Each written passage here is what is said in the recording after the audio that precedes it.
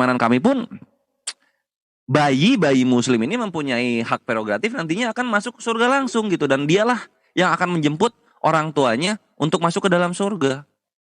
Lalu gimana orang-orang yang belum sampai risalah ketuhanan dari Nabi Muhammad SAW? Ini nanti akan ada pengujiannya sendiri dari Allah Azza wa Jalla, Pendeta Martin. Akan ada pengujiannya. Allah akan berfirman bertitah untuk orang-orang ini yang tuli, yang gila, yang di ahlu fatroh atau ahlul di zaman kekosongan Nabi, yaitu di antara Nabi Isa alaihissalam dan juga Nabi Muhammad SAW. Di situ mereka akan diuji untuk masuklah kalian ke dalam api. Lalu nanti Allah Azza wa Jalla akan melihat yang mengikuti firman-Nya, yang masuk ke dalam api, itulah nanti yang akan ke surga. Yang tidak mau masuk ke dalam api, itulah mereka yang akan ke neraka gitu. Jadi nggak akan semua langsung dijebret. Oh, keselamatan itu datangnya baru tahun 1 gitu, dan keselamatan itu hanya ada di Yerusalem. Waduh, ini kacau kalau kami imani ini. Karena akan banyak orang yang masuk neraka dengan sia-sia. Pesannya belum sampai, tapi mereka masuk neraka. Nggak ada keadilan di sini gitu. Sehingga kalau misalnya kita jualan kasih doang, itu jatuhnya naif, Pendeta Martin. Harus ada keadilan di sana. Dan keadilan itu mencakup, melingkupi seluruh manusia yang hidup di muka bumi, yang pernah tinggal di muka bumi ini. Itu Islam. Itulah kenapa kami mengimaninya. Karena balik lagi, tanpa ada deklarasi dari Tuhannya sendiri, Tuhan, maka itu adalah berhala. Kami tidak ingin menyembah berhala. Karena itu adalah salah satu dosa besar yang ditetapkan oleh Tuhan kami, Allah Azza wa Jalla, Tuhan semesta alam, pemilik langit dan bumi beserta segala sesuatu di antara keduanya, yang tidak boleh kami langgar. Jatuhnya apa? Musyrik. Musyrik ini lawan dari tauhid. Apa itu tauhid? Menjadikan Allah satu-satunya sesembahan saja. Yang lain hanyalah ilah, berhala. Itu jawabannya, Pendeta Martin. Silahkan. Tunggu. Pertanyaan 2 menit. Silakan Bang Kores. Itu masih, timernya masih ini? Ya, Bang Kores silakan sampai habis waktunya. Oh gitu, digabung toh? Enggak. Sampai nanti tambah lagi 2 menit untuk bertanya. Silakan. Iya, ini belum Bang soalnya Kores. Di timer. Siap. Oke, untuk pertanyaannya sendiri begini, ketika ada janji keselamatan, aku pengen share screen, lalu ada apa dibilangnya, ada menggenapi begitu. Waktu dijalanin aja ya, nggak apa-apa. Bentar, aku akan share screen dulu di sini. Nah, di sini kita lihat, di sini ada sebuah negara Burundi namanya ya, negara Burundi. Nah, ini ada di Afrika. Ini sudah mendapatkan wabah karena konflik dari 26 tahun yang lalu gitu. Jadi ini dari tahun 1993 sampai sekarang ini, wah, hancur-hancuran ini negara ini. Makan dan apa ya, bahkan ketika musim panen pun masih banyak yang kelaparan. Lalu Burundi juga salah satu dari negara termiskin di dunia, dan ini padat populasi Burundi ini ya di Afrika, seperti Afrika Tengah. Burundi ini banyak juga musibah-musibah dari apa namanya tuh, dari alam gitu. Dan ini WFP sudah bekerja di Burundi dari tahun 1968. Nah, kita lihat ini Lesotho ini, Burundi ini religionnya apa sih? Burundi religion. Burundi, waduh, Kristen ini 86%, Pendeta Martin. Nah, ini gimana ini doa Bapak kami kok nggak berlaku? Ini keselamatannya apa yang bisa selamat dari hal yang seperti ini gitu, Pendeta Martin? Mereka doa Bapak kami, aku yakin setiap hari sebelum makan. Tapi tetap aja mereka masih mati di umur 60 tahun. Dan juga mereka tidak kekurangan makanan. Dan ternyata banyak ini violence ya. Mana tadi violence tuh? Ada violence-nya di sini tuh. Nah, ini nih, due to violence, banyak kekerasan di sana gitu. Apa yang keselamatan dari Yesus ini gitu? Kok nggak ada fungsinya sama sekali di dunia? 10 detik. 10 detik.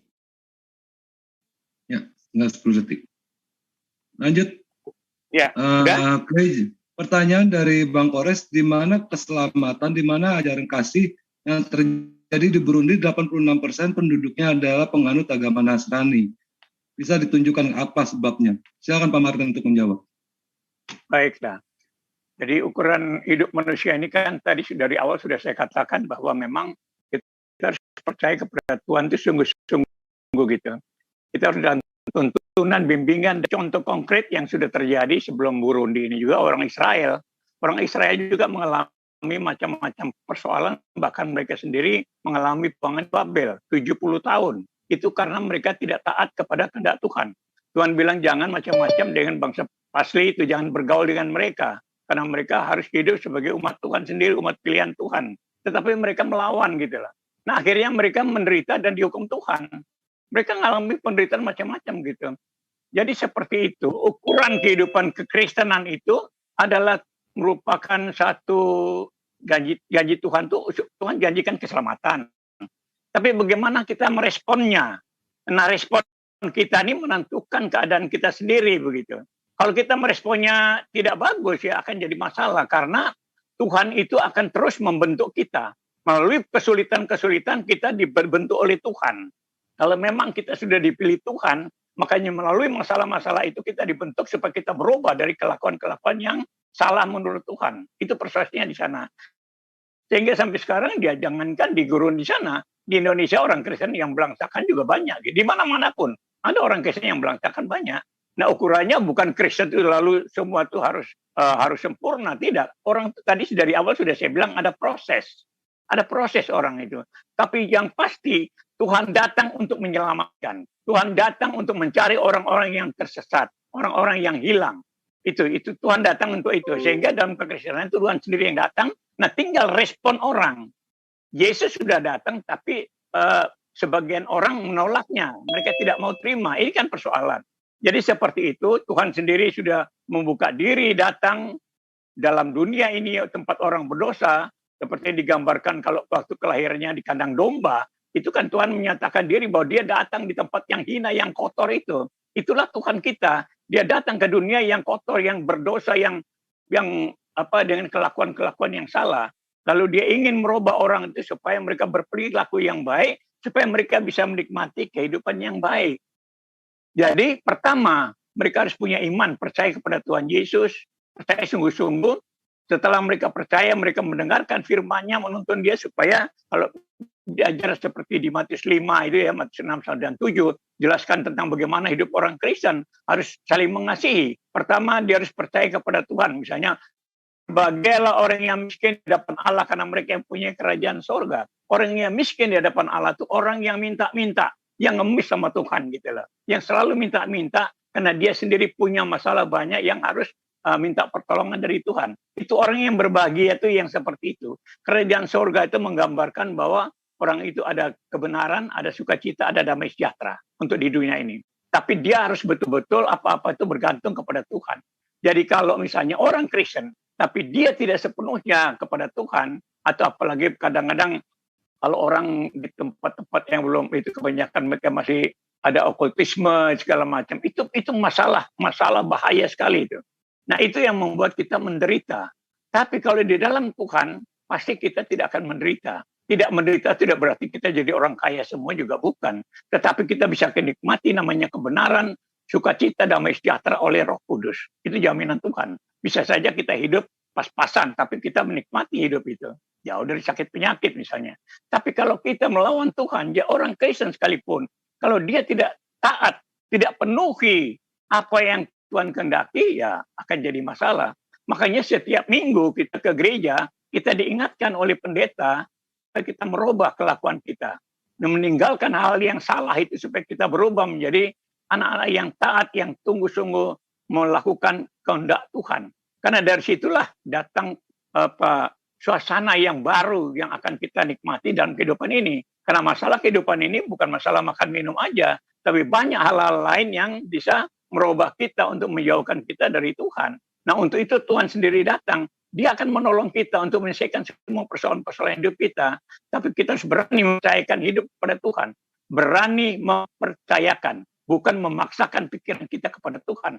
Tapi percayakan kepada Tuhan sesuai dengan maunya Tuhan. Bukan maunya kita. Nah ini syarat-syarat kehidupan Kristen. Jadi kalau orang Kristen masih banyak yang menderita itu sebenarnya karena itu. Karena kalau dia taat sama Tuhan, dia tidak akan seperti terhina seperti itu. Nah itu kira-kira begitu. Yang keduanya, orang-orang lain yang lebih itu yang harus juga bertanggung jawab pada mereka yang masih lemah imannya, perlu ditolong, perlu dibantu juga begitu. Nah ini saya kira tanggapan saya seperti ini. Terima kasih. Oke, terima kasih Pak Pendeta. Saya persilakan untuk bertanya selama 2 menit kepada Polres. Silakan. Iya.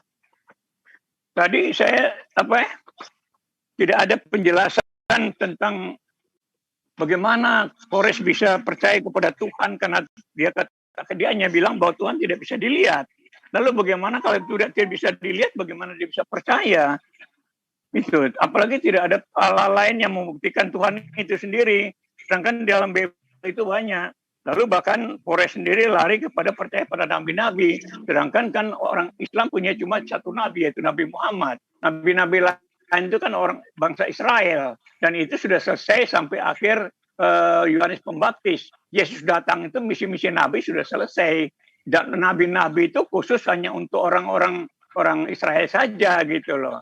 Jadi di sini saya masih belum dapat alasan-alasan bagaimana saudara Kores bisa percaya kepada Allah Subhanahu wa taala.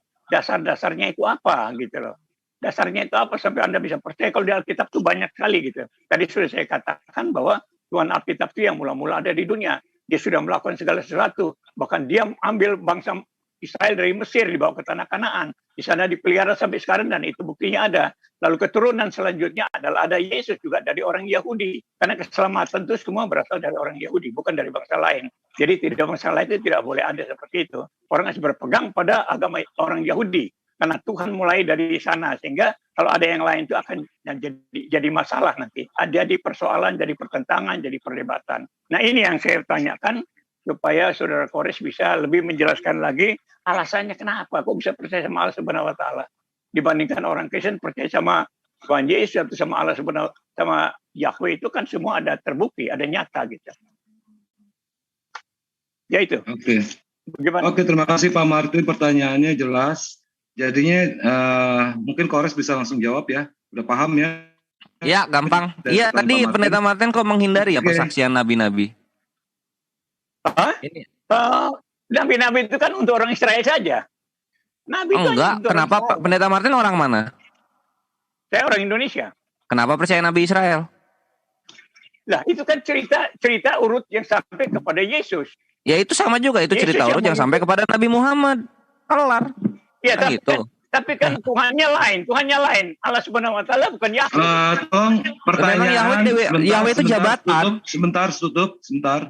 Tolong dijelaskan aja, Kores. Siap. Tidak ada istilahnya TikTok ya. Ini untuk waktunya Kores. Silakan Kores untuk menjawab tanpa ada bertanya kepada Pak Pendeta Martin. Nanti ada waktunya untuk TikTok. Ya, tafadhol. Siap. Thank you. Nah inilah Pak Martin yang aku bilang itu, kami itu nggak rasis gitu. Semua nabi di luar Israel pun kami akui gitu. Karena yang lucu ya, nanti aku tunjukin datanya. Yahudi dan Islam itu mempercayai ada nabi-nabi di luar Israel. Bahkan nabi di luar Israel itu untuk Israel sendiri ada 1.200.000. Sedangkan dalam Islam itu ada sekitar ratusan ribu. Nah itu untuk apa? Ini supaya pesannya Allah Azza wa Jalla sampai kepada manusia itu merata gitu loh. Sekarang kalau Tuhannya nongkrong di Yerusalem tahun 1 itu ada dinastihan di Cina.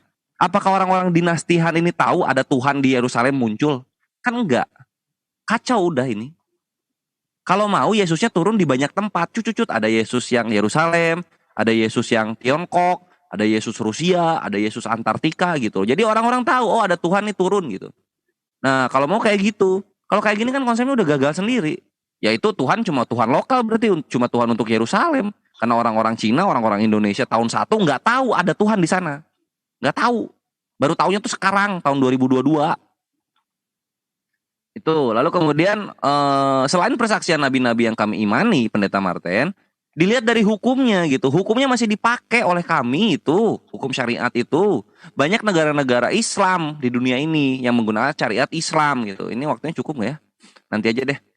Itu menggunakan syariat Islam gitu. Itu ada sekitar 20-an negara menggunakan syariat Islam, Pendeta Martin. Ada sekarang negara yang menggunakan hukum kasih, gue tanya. Satu aja contohnya. Nggak ada. Cuma rohani doang. Nggak ada orang menerapkan dalam undang-undangnya. Jikalau ada yang menampar kamu, maka tamparlah pipi kananmu. Nggak ada. Tapi ketika ada hukum ganti rugi, misalnya ada orang yang mencuri, maka ini mendapat hukuman itu diterapkan itu. Apa artinya keadilannya ada gitu. Jadi yang dipakai apa? Hukum keadilannya. Nggak ada itu hukum kasih dipakai untuk para penjahat-penjahat. Kacau ini dunia kalau hukum kasih dipakai. Contohnya apa coba hukum kasih gagal ada di dunia? Semua negara ada penjara. Apakah penjara ini sesuai dengan hukum kasih? Enggak. Yesus bilang apa? Ketika ada orang yang meminta bajumu, maka kasihkan juga jubahmu. Bayangin. Ada negara menerapkan begini. Jika ada orang yang meminta barang-barangmu, maka berikan juga barang-barangmu yang lain. Waduh, nggak bisa Pendeta Martin itu. Gitu loh. Nah jadi ada dua, persaksian nabi-nabi dan hukum yang diturunkan. Masih dipakai nggak sampai sekarang? Kalau misalnya nggak dipakai, itu bukan dari Tuhan berarti. Itu Pendeta Martin gitu. Jangan bicara moral. Yesus nggak pernah ngomong soal moral. Tidak pernah tertulis dalam perjanjian baru moral itu nggak ada. Lalu apalagi yang aku tanggapin ya? Oh iya soal ini, kalau begitu berarti kekristenan di Burundi itu orang-orang bidat semua ya? Jatuhnya begitu berarti. Dan gak cuma Burundi Pendeta Martin. Dalam 20 negara termiskin di dunia, itu banyak negara-negara mayoritas kekristenan. Negara-negara mayoritas kekristenan ini yang menyembah Yesus, dia tidak selamat di dunia. Ini fakta, nanti aku bawain datanya. Lalu kemudian posisinya begini juga. Ini Burundi kalau misalnya dibilang karena mereka melawan hukum Tuhan, mereka ini jajahan Belgia dulunya. Baru merdeka tahun 1962. Jadi mereka habis diperbudak oleh kekristenan cabang Belgia. Lalu Burundi mengadopsi agamanya. Lihat apa yang terjadi. Tidak terjadi perubahan sama sekali. Nggak berubah sama sekali kehidupannya. Sedih nih. Terus mau bilang Amerika berubah kehidupannya. Enggak. Itu orang Amerika dulunya adalah kekristenan cabang Eropa. Orang-orang pribumi Amerika dan Kanada semua tersisihkan di pinggiran mereka ini. Dan mereka masih menyembah roh-roh yang mereka percaya karena mereka trauma. Mereka tahu apa yang diperbuat nenek moyangnya kekristenan cabang Eropa terhadap terhadap pribumi-pribumi di Kanada dan Amerika. Ini yang dibawa Yesus kasih derita. Lalu soal apa lagi? Oh iya ini, soal apa namanya? Iya Tuhan itu nanti menguji gitu dan jadikanlah kehendak Tuhan. Nah posisinya begini, berapa lama diuji oleh Tuhan ini orang-orang? Udah berapa puluh tahun itu lewat 26 tahun. Berapa generasi mati selama pengujian Tuhan? Tuhan menguji, memberikan kutukan kepada bangsa ini, misalnya si Burundi ini. Walaupun dia udah menyembah Yesus. Mati orang-orang ini. 26 tahun bayangin. Apa yang mau dijual coba dari kekristenan ketika aku sudah bawakan data seperti ini? Dan kenapa masih disembah Tuhannya? Ketika aku sudah berikan data bahwa menyembah Yesus itu malah tidak menghasilkan apa-apa dalam kehidupan. Salah satu negara Burundi. Itu sudah. Oke, Bang Kores. 2 menit untuk bertanya, Bang Kores. Ini Oke, pertanyaan terakhir berikutnya ya. setelah negara Burundi, aku akan tanya soal bentar ya. Top 10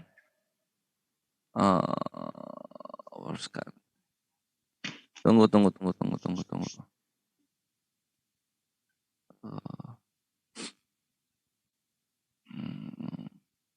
Bentar ya. Ya. Tunggu dikit. Ini datanya sakti nih.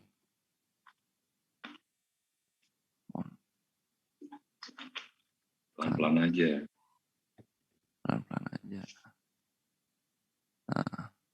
Nah, ini.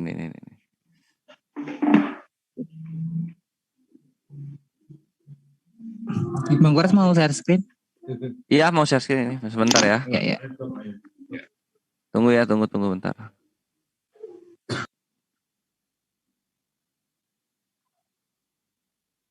Enggak ada.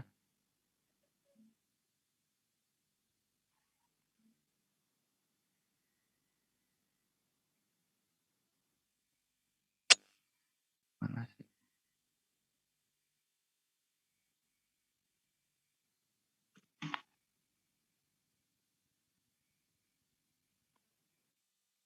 Sudah screen. Oke, sip. Lanjut.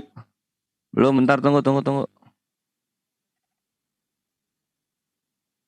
Salah gua gini berarti harusnya. Ini dia keluar dia. Ih, kok nggak ada sih? Tanggal- Udah dibuka, itu apa namanya, share screen-nya, teman-teman.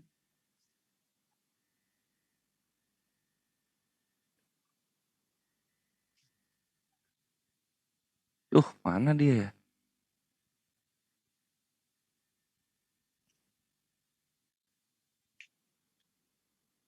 Gimana kalau singkat aja Bang Kores? Gimana Bang Kores? Enggak, aku mesti ngasih datanya ini supaya paham. Oke. Ya udahlah, satu aja dulu deh. Oke. Ya, lanjut. Aku akan share screen di sini. Jadi aku sebenarnya mau ngasih lihat ini loh. Ada 10 ini. Ya, mulai waktu 10 mulai negara ya. tertinggi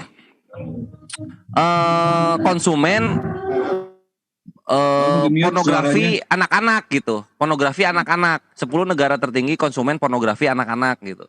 Nah, 10 negara tertinggi ini mayoritas kekristenan. Nah, ini yang tertinggi apa? Filipina. Bisa kita lihat di sini. Filipina. Nah di sini ya.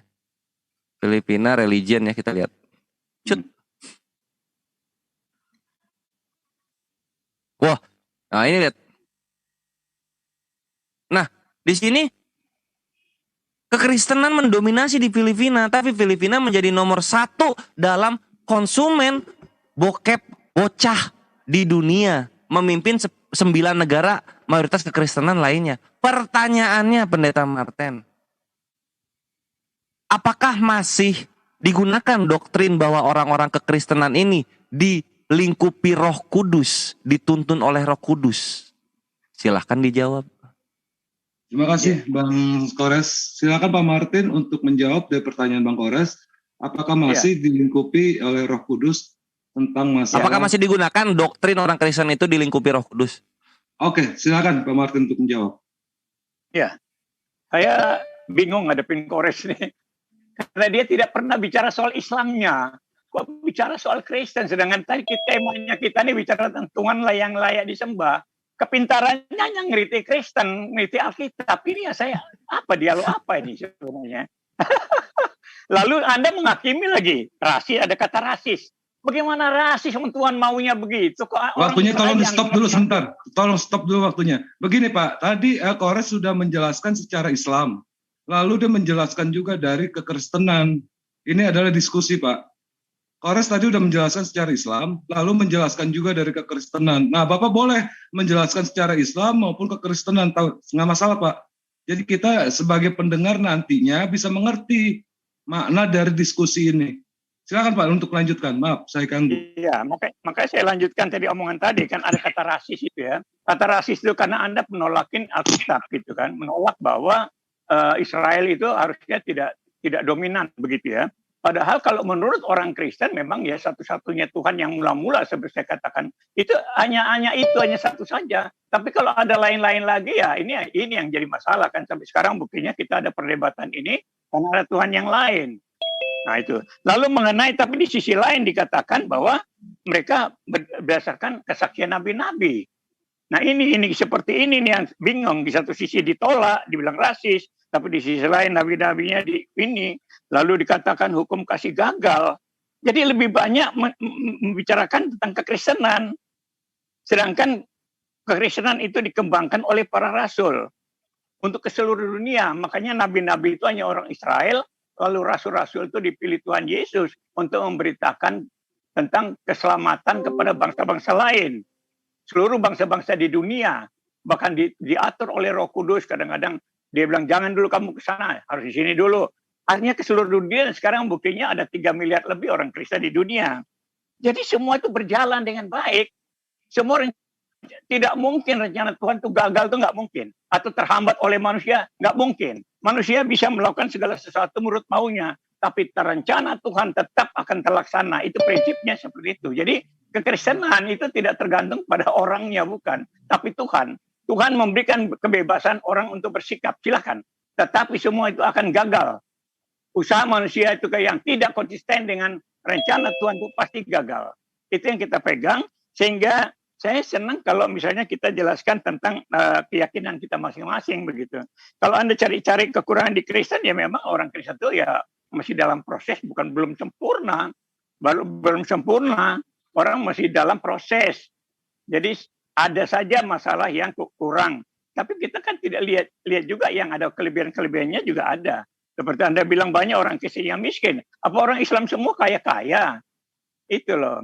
Lalu Anda bilang pedofil orang kayak seks, masalah seks. Saya kira kalau Anda bicara ke sana nanti nggak enak. Saya tidak tega ngomong untuk Anda. Saya tidak tega untuk seperti ini. Masalah seks ini. Itu saya tidak tega ngomongnya sebenarnya. Jadi kalau Anda mancing-mancing saya omongan di sini, saya tidak mau layani Anda lah. Itu Anda menghakimi orang Kristen. Padahal soal seks ini kan justru saya kira kalian yang lebih banyak melakukan hal ya secara bebas itu kalian lebih banyak melakukan. Di Kristen memang ada. Bukan bilang tidak ada. Tapi kalau semua orang Kristen seperti itu ya enggak juga lah. Anda jangan mancing-mancing saya untuk masuk ke sana. Saya enggak mau. Saya enggak mau bicara itulah. Kita bicara tentang Allah yang layak disembah. Bukan masalah seksualitas. Seksualitas itu apa yang tidak lakukan seperti itu. Gitu loh. Jadi mari kita dewasa di dalam berdialog. Saya ingin Anda buktikan bahwa bagaimana Anda bisa percaya Allah Subhanahu wa taala dengan ajaran-ajarannya. Dan saya jelaskan tentang Alkitab, tentang ajaran-ajarannya. Kalau misalnya ada kekurangan-kekurangan, itu memang proses kehidupan seperti itu. Tuhan kita tuh akan menyelesaikan semua kok. Semua sudah dikatakan sampai akhir zaman nanti. Yesus datang kedua kali. Yesus datang itu untuk menghakimi. Jadi sebelum Yesus datang itu, proses-proses semua itu akan berjalan. Proses penyelamatan itu berjalan. Seperti yang sekarang terjadi di mana-mana kan orang banyak bicara soal ketuhanan, soal agama. Itu semua adalah rencana Tuhan, proses Tuhan. Orang pindah dari satu agama ini ke agama ini, dari agama itulah proses. Dan ternyata setelah dia pindah agama nanti dia kembali lagi. Itu adalah proses Tuhan. Makanya rencana Tuhan melalui rencana penyelamatan itu dalam proses sekarang. Jadi kita sudah tahu nggak ada Tuhan gagal itu nggak ada, nggak pernah gagal, mustahil Tuhan gagal itu nggak mungkin. Semua yang dikatakan Alkitab itu akan terlaksana dengan baik. Karena Tuhan ingin menyelamatkan seluruh bangsa-bangsa di dunia, begitulah. Jadi tidak ada namanya Kristen gagal. Kalau manusianya belum nyampe itu ya itu betul. Dan itu bukan hanya orang Kristen aja, di mana-mana juga ya. Makanya saya nggak mau terjebak di sana karena kalau nanti saya masuk ke sana ya nanti kalian juga tersinggung juga gitu loh. Tapi saya tidak mau terjebak, saya tidak mau terpancing di sana. Karena Anda cuma modalnya cuma nyala-nyalakan begitu aja. Makanya saya lebih ingin kalau Anda jelaskan tentang Islam seluruhnya gitu loh. Jadi jangan masuk-masuk di Kristen gitu loh. Jelaskan tentang terima Islam. kasih Pak. Oke, terima kasih. Ya, kita masuk ke session TikTok battle. Di sini saya mengharapkan pada Bapak berdua ini narasumber kita agar selalu menggunakan kode silahkan baru Anda lawan bicara langsung menjawab atau langsung bicara. Kalau pada saat Anda memberikan waktu untuk kata-kata persilahkan. Silakan Anda jawab.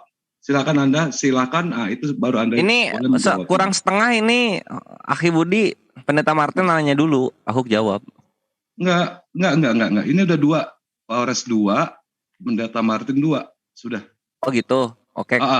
Ini langsung ke battle aja. Jadi kita kan tujuannya gini Bang. Kita itu mengadakan satu pertanyaan silang begini untuk mengkerucutkan permasalahan. Lalu di battle ini baru penjabaran, setelah penjabaran baru closing nantinya, gitu loh Bang. Nah di sinilah baru kita pegang pulpen buat teman-teman semua yang ada di sini, pegang pulpen, pegang kertas, kita catat semua omongannya Kores, kita catat semua omongannya Pak Martin. Kang Budi mau 35 apa mau 45 atau 30? 45. Untuk waktunya saya minta waktu sama Pak Martin mau berapa waktu? Apa sistem catur 25-25 atau sistem gabung? Saya terserah apalah moderator aja. Saya ikutin aja kok. Oke. Bagusnya seperti apa? Saya ikutin aja. Bang Kores bagaimana? Biar kelihatan yang jelas 45 aja digabung. Dari pihak suara kita, suara dari narasumber, mana yang lebih berkompeten nantinya dilihat dari waktunya. Apa kita bikin catur? 45 aja digabung. 25. Oh 45 digabung, oke 45 digabung. Dan satu lagi Pak Martin, Bang Ores, nggak boleh ada kalimat Anda tidak memahami kitab kami, Anda belum memahami kitab kami, Anda belum mendapatkan Roh Kudus di kitab kami. Itu tidak boleh diungkapin di sini. Karena terjadi diskusi ini untuk memberikan pemahaman pada kami pendengar. Oke? Kalau ada yang mengatakan gitu, itu kena warning. Kita akan berhentikan dia bicara selama 10 detik. Ya, silakan. Untuk session ini, session TikTok, session battle, siapkan semua narasumber, narasinya Anda sesuai dengan dalil yang Anda miliki. Tunjukkan dalil, jangan berasumsi. Silakan. Siapa yang duluan silakan. Saya izinkan. Ya, thank you Apa, moderator untuk waktunya. Ini Pak Martin ini yang belum ngerti ini yang di mana yang di Al-Qur'an itu. Ya, tadi saya ingin tahu Anda jelaskan tentang bagaimana Anda bisa meyakini bukti-bukti apa yang Anda dapat sehingga Anda bisa percaya sama Allah Subhanahu wa taala. Iya, dari persaksian nabi-nabinya sama hukum-hukumnya yang masih digunakan sampai sekarang. Silakan. Kurang untuk kekristenan kurang itu. Iya. Kenapa bisa Karena kurang? begitu. Iya, nggak jalan. Harus ada bukti dong. Ada bukti yang kita rasakan. Ada bukti, ada saksi yang kita bisa dengar bahwa betul-betul itu ada dan melakukan sesuatu untuk kepentingan kita. Karena Tuhan datang ini untuk kita, untuk manusia gitu loh. Seperti Yesus datang. Pencuri datang hanya untuk mencuri, membinasakan, membunuh dan bisa. Aku datang supaya mereka punya hidup dan mempunyai dalam segala kelimpahan. Nah, sekarang dari Islam apa yang bisa disampaikan umat sehingga itu menjadi dasar Anda bisa percaya kepada ajaran Islam gitu loh. Iya, dari persaksian nabi-nabinya yang menyatakan bahwa Tuhan itu satu. Nabi-nabi mana contohnya? Nabi yang mana contohnya? Contohnya seperti apa? Nabi Adam.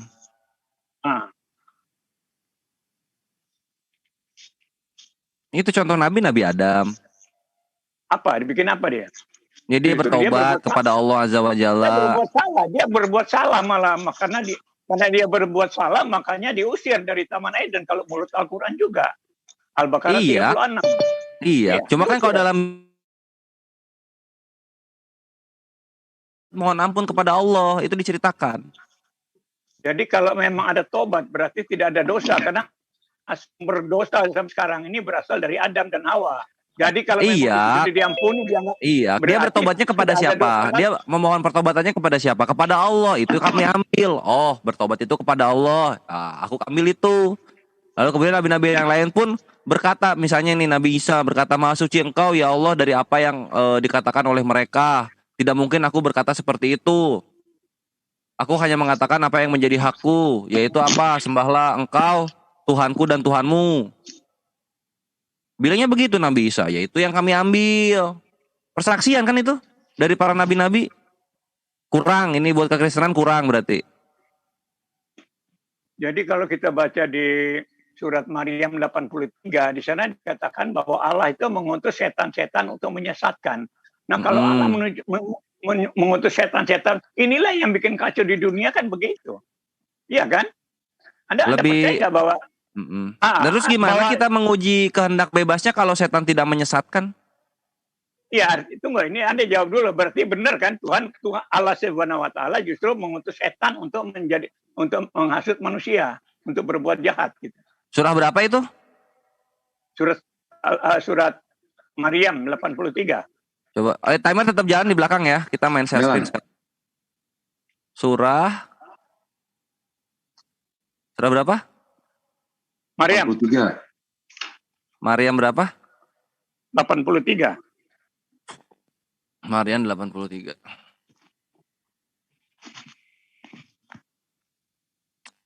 Kalau bisa bicaranya Pak Martin, Bang Kores satu-satu Bang, biar enak didengarin nanti. Tidakkah engkau melihat bahwa sesungguhnya kami telah mengutus setan-setan itu kepada orang-orang kafir untuk mendorong mereka berbuat maksiat dengan sungguh-sungguh, gitu ya? Iya. Iya, karena ini kan orang kafir ya, bukan pada kami ya. Kalau nggak mau diutus setan-setan oleh Allah ya jangan jadi kafir. Iya. Jadi itu alasannya seperti itu ya. Setan ini menyesatkan orang-orang kafir yang berarti bukan orang-orang beriman, atau iblis menjadi juru selamat. Jadi maksud saya itu begini, karena di dalam Bible itu Tuhan itu melarang manusia Adam dan Hawa jangan makan buah. Kalau kamu makan buah mati. Mati itu artinya rohaninya mati. Rohaninya mati berarti putus hubungan dengan Tuhan. Nah, ini yang mengakibatkan manusia dulu berdosa karena Adam dan Hawa. Tapi di dalam Islam kan berbeda. Dalam Islam katanya Adam diampuni. Berarti tidak ada dosa turunan dong. Enggak Tapi dong, enggak ada sebaliknya, dong. Nanti kalau ada dosa waris, makanya- kami berterima kasih Ya. dong atas adanya teknologi kepada dosa waris. Karena kalau enggak kami Oke tetap lah, bugil oke. di Taman Eden. Iya, artinya seperti itulah. Ini kan Diiyain lagi.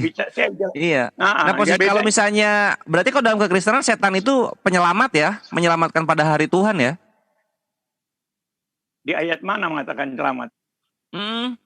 Ini juga yang aku Tadi bingung. sudah Kalau setan itu fungsinya menyesatkan, tapi kok dalam kekristenan iblis itu kok malah jadi penyelamat pada hari Tuhan? Di mana? Di mana ayatnya mengatakan itu? Kita mainnya soal skriptura ya, apa yang tertulis aja ya, Pak Martin. Iya.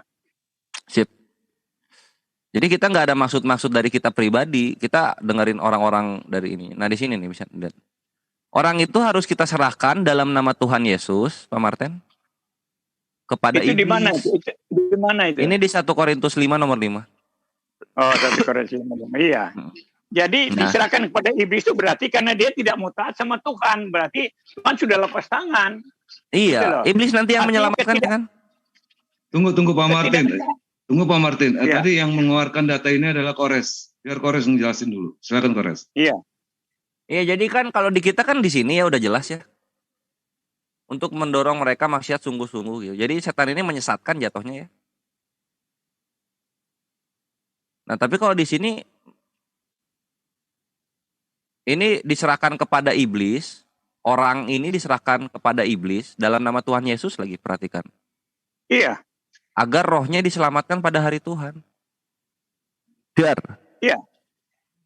Silakan Berarti Pak memang Martin. iblis tuh memang ini berarti apa beda dengan Islam memang. Kalau setan di kami itu menyesatkan, kalau di iblis di dalam kekristenan menyelamatkan. Silakan Pak Martin. Menyelamatkan Bicara. Iya, itu jadi ini kan dosa dalam jemaat, di judulnya kan begitu. Jadi kalau orang-orang yang melawan Tuhan sudah diperingatkan tidak mau, nah artinya Tuhan lepas tangan membiarkan dia untuk mengalami akibatnya, begitu loh. Kalau akibat itu berarti dari iblis, gitu loh. Iya, berarti diserahkan Supaya- kepada iblis kan? Iya. Nah, kita Artinya tuh nggak ada seperti itu. Kita nggak ada menyembah kepada iblis, tuh nggak ada.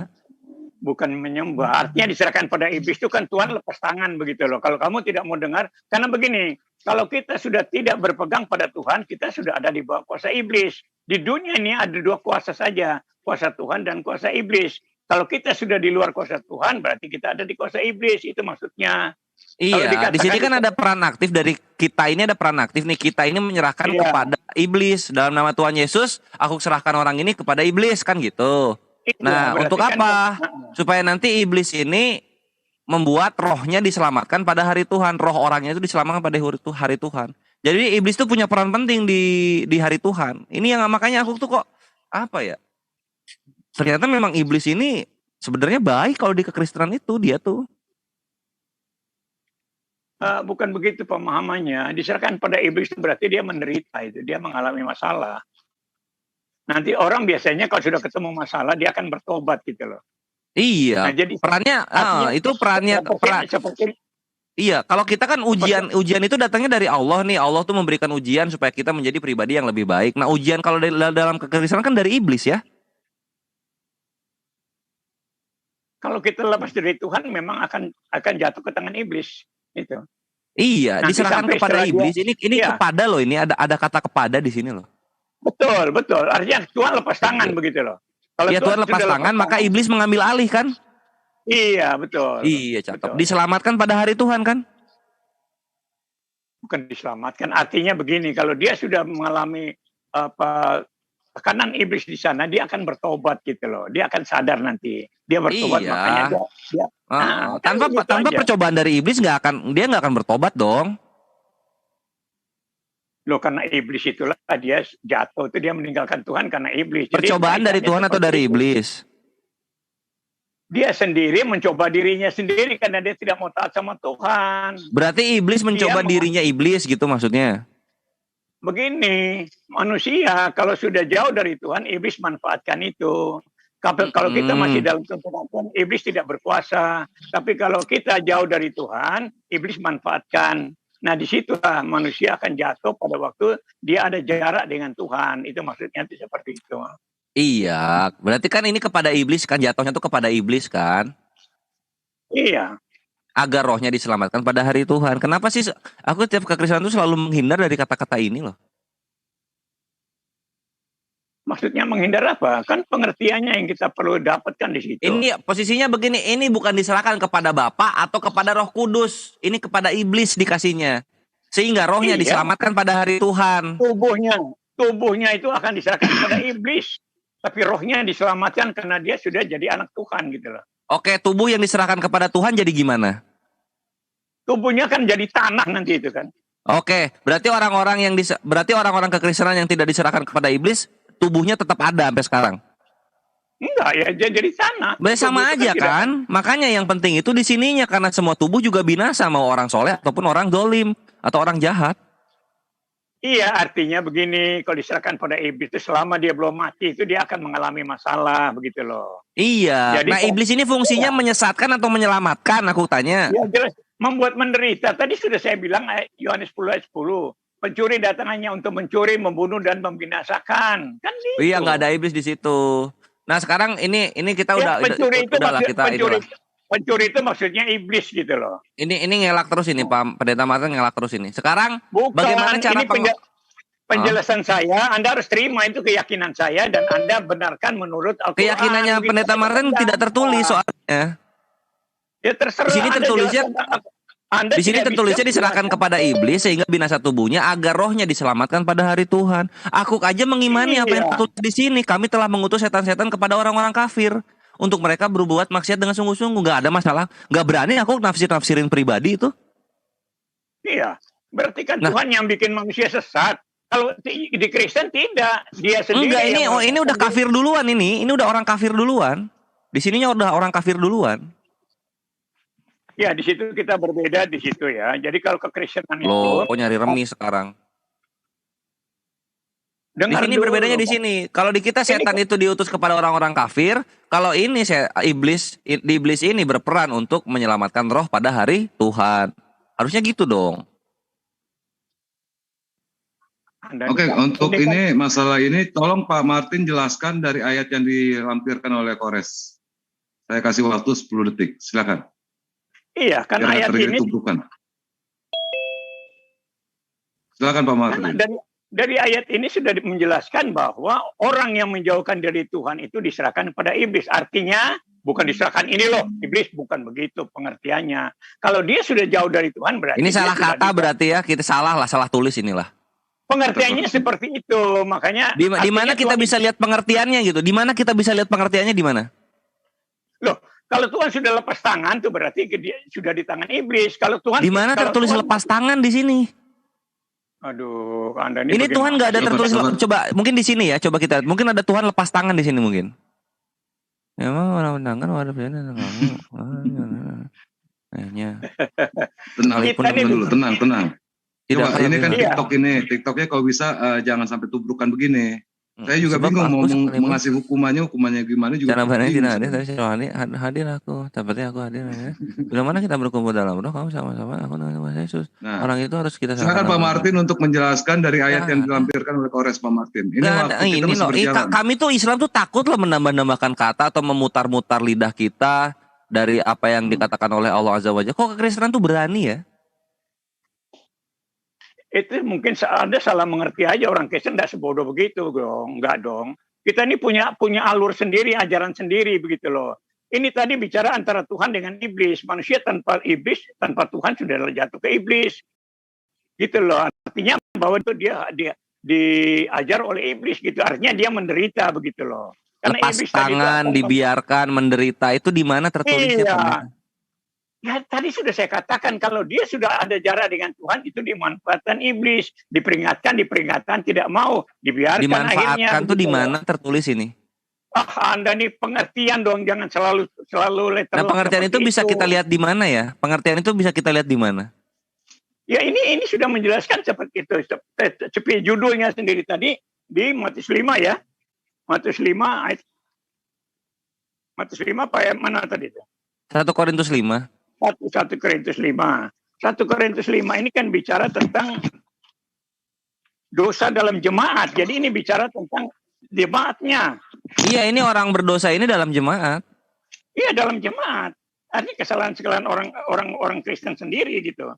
Jadi Nah itu sini di mana Tuhan lepas tangan tuh di mana? loh, kalau dia begini, ukuran orang Kristen adalah kita kan jadi umat Tuhan. Kita sudah dipilih menjadi umat Tuhan. Kenapa Lalu ketika udah jadi umat Tuhan, Tuhan lepas tangan?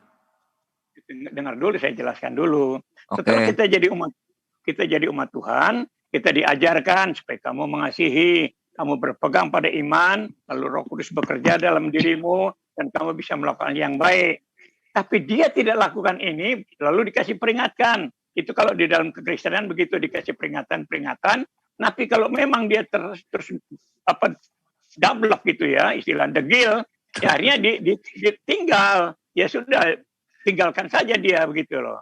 Orang dablek itu atau orang itu yang ada di sini, ini ceritanya udah percaya Yesus Tuhan belum sih?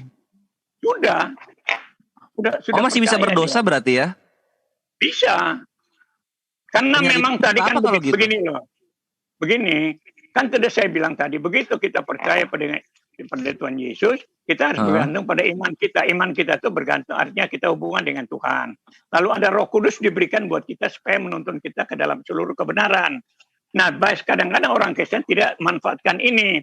Lalu dia akhirnya dimanfaatkan oleh iblis untuk disesatkan begitu loh. Ya, itu. Sehingga akhirnya dia salah. Salahin si kita ini yang menyerahkan sama iblis, jadinya disesatkan. Bukannya. Jadi maksudnya itu bahwa kita sudah jauh dari Tuhan, sudah diperingatkan, akhirnya sudah dibilang diserahkan pada iblis itu berarti Tuhan lepas tangan. Itu maksudnya seperti itu. Tuhan bukannya kekristenan itu udah dikunci sama ini. Sudah dikunci sama penyalibannya Yesus, ya percaya Yesus disalib auto surga kan harusnya gitu ya. Itu untuk surga. Untuk surga kita memang sudah diklaim seperti itu. Tapi sekarang itu berarti kok masih bisa ada dosa gitu loh Pendeta Martin. Kenapa itu? Ya masih bisa karena kita diberi free will juga. Kita diberi free will untuk kita mau tekun hidup dengan Tuhan atau kita mau. Oh iya, gua ngerti berarti dosa ini tidak akan membuat orang Kristen masuk neraka lah ya. Tidak. Iya, jadi mau gimana pun orang ini tetap akan masuk surga karena udah percaya Yesus ini kan, udah percaya Yesus Tuhan. Betul. Betul. Dan juga ada bantuan iblis yang akan menyelamatkan di hari Tuhan. Ya. Nah, kalau menurut Islam sendiri bagaimana? Menurut Anda Islam sendiri bagaimana? Oh, kalau kami Al-Baqarah ayat 25 di sini. Ini kalau kita mah enak. Al-Baqarah 25 bisa kita lihat di sini ya. Di sini. Dan sampaikanlah Injil. Dan sampaikanlah kabar gembira kepada orang-orang yang beriman dan berbuat kebajikan bahwa untuk mereka disediakan surga-surga yang mengalir di bawah sungai-sungai. Udah. Kami udah ada surganya. Lalu orang-orang yang salah, yang berbuat dosa, yang macam-macam itu gimana? Oh, ini Al-Bayyinah ayat 6. Al-Bayyinah 6. Ya. Nah, di sini. Nih. Sungguh orang-orang yang kafir dari golongan ahli kitab dan orang-orang musyrik, berarti yang tuannya banyak, ke neraka jahanam. Mereka kekal di dalamnya selama-lamanya. Mereka itulah sejahat-jahatnya makhluk. Nah, itu kan Al-Quran menghakimi umat lain kan begitu kan? Ya kan, orang di luar Islam dikatakan kafir kalau Al-Bayyinah di ayat 6 ini kan menghakimi orang lain begitu, sedangkan Tuhannya beda gitu loh. Pendeta Martin pengen disebut kafir atau non muslim? Terserah, itu kan hak kalian, enggak apa-apa. Itu hak kalian ngomong, silakan aja, enggak ada masalah buat Soalnya gini posisinya, kalau kafir artinya tertutup, non muslim tidak selamat artinya. Mau yang mana? Terserah, kita Anda mau bilang apa aja nggak ada masalah buat, karena kita sudah berpegang pada firman. Nah, terus kenapa istilah kami disewotin kalau gitu? Orang lain mau bilang apa itu tidak ada masalah kan, kita selama ini udah kenyang. Kami juga disebut domba-domba tersesat selobay, nggak ada masalah. Iya, itu makanya kayak seperti itu. Kan? Kalau di kekristenan ada kayak begini nggak? Ada kayak begini nggak?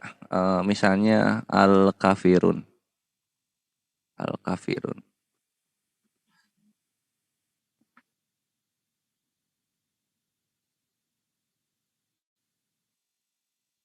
Untukmu agamamu, untukku agamaku. Ada nggak kayak begini?